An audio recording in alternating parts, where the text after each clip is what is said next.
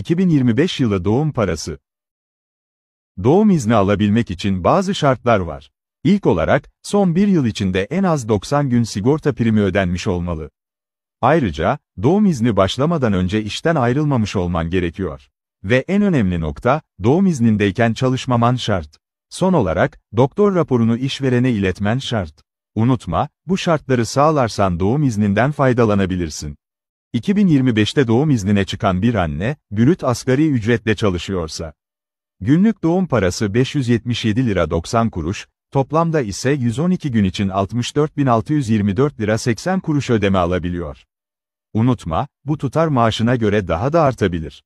Doğum parası ödemeleri, genellikle annenin adına Ziraat Bankası'nda açılan bir hesaba aktarılır.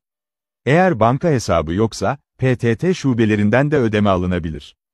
Ödemelerin durumunu e-Devlet sistemi üzerinden kontrol edebilirsiniz.